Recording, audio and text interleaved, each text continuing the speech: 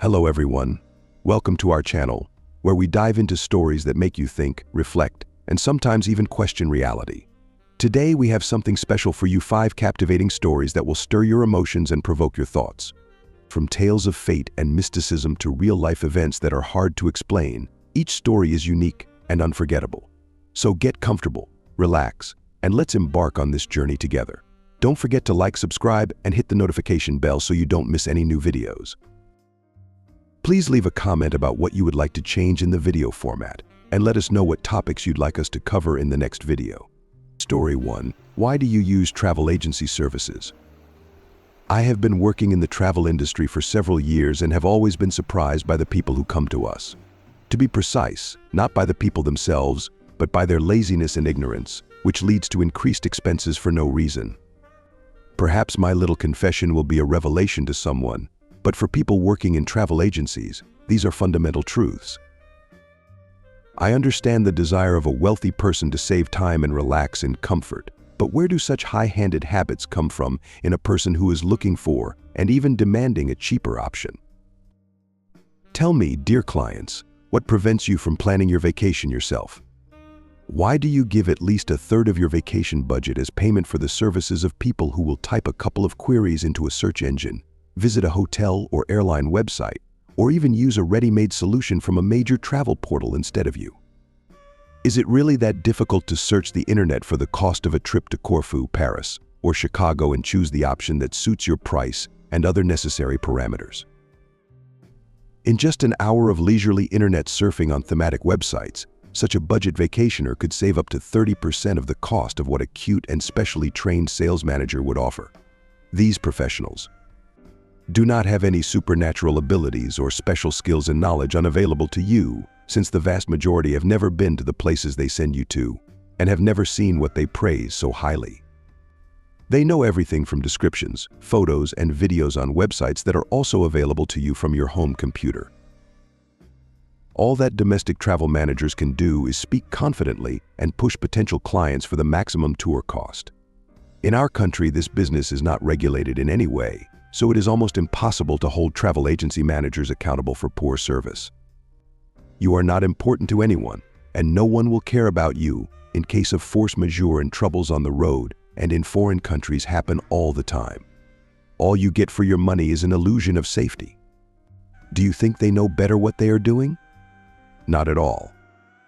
Perhaps by writing this story, I want to ease my mind and clear my conscience a little.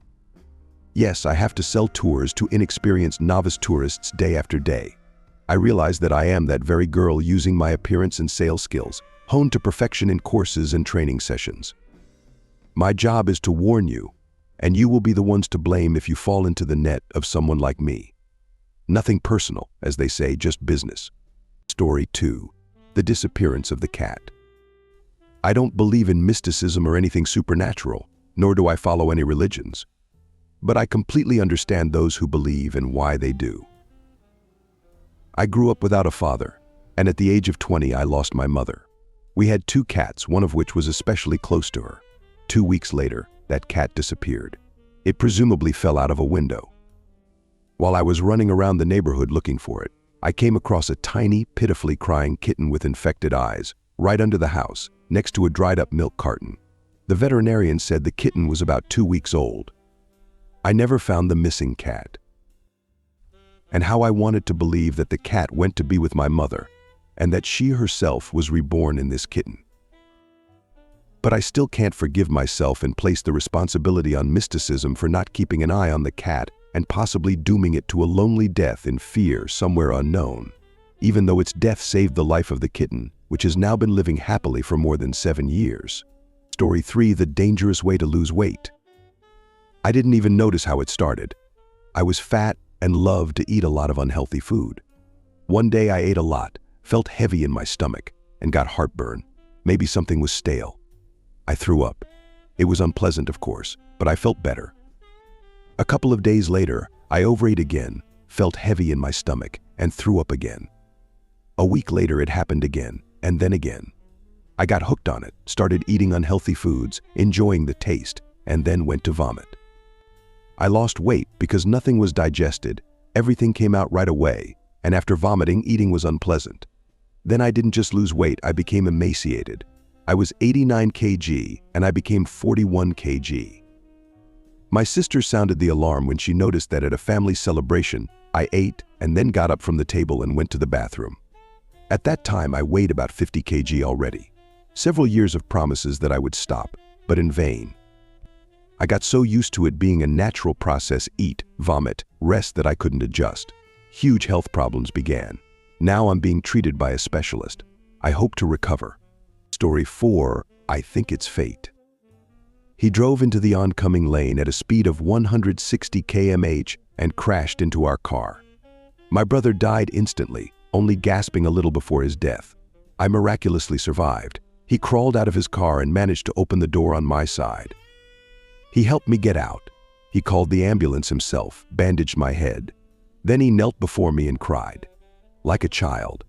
At the trial, he was acquitted. The brakes on his car were faulty. My family hates him for driving at such high speed. But I love him. We meet in secret from everyone, go to my brother's grave. And always, absolutely always, he kneels before the monument and, crying, asks for forgiveness. And maybe I should despise him, but I feel like he is my fate. Story 5, mysticism or hallucinations. Believe it or not, I don't believe it happened myself. The pre-New Year rush, I rushed to the shopping center for gifts. Lines everywhere, crowds of people.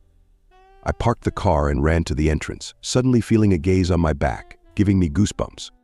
I turned around, and there she was. A tall, thin girl, standing with her feet shoulder-width apart, holding nothing, long straight hair, a dress, stockings, high heels, and an unbuttoned beautiful fur coat just above the knee. She was breathing rapidly, staring without blinking, with a predatory, cold gaze from beneath her brows. I couldn't move, lost my ability to speak, and came to my senses when a car honked at me to move out of the way. The girl disappeared. I was in shock. My legs felt weak as I made my way to a coffee shop to catch my breath. In a perfume store, it happened again. I felt a gaze, turned around, and she was standing half a meter from me. Her extraordinary green eyes, like a cat's, with the look of a cornered animal ready to pounce. Beautiful cheekbones, lips bitten to the blood. She stared without blinking, clenching her jaw. Beautiful. She suddenly turned her head to the right, and I instinctively turned that way too. Suddenly, it felt like I was hit on the head. I came to, lying on the floor, surrounded by a crowd. I had lost consciousness. I asked the security to look at the footage from the surveillance cameras, claiming I had lost my phone. My God, there was no girl on the video. I was standing in the hall, staring at an empty space. Cold sweat broke out. My hair stood on end, my mouth went dry, and the ground felt like it disappeared beneath my feet. I decided not to drive, called a taxi. When I got out of the elevator, a black cat was sitting on the mat near my apartment door. I thought I would faint again, tried to shoo it away with my foot, but it was much quicker than me, twisted around and darted into the apartment. It confidently ran to the bedroom and jumped onto the dresser.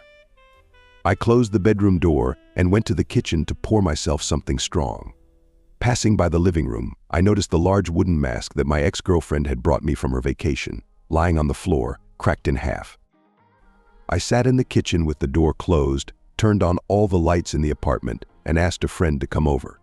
When he arrived, I told him about the cat, showed him the mask, but decided not to tell him about the events in the store. We went to the bedroom to get the brazen animal out, but it wasn't there. The cat had disappeared. We searched the entire apartment, absolutely everywhere. It was as if it had never been there. My fear is beyond words. I, a 40-year-old man, went to stay at my mom's place for the night. I will only return to the apartment with a priest.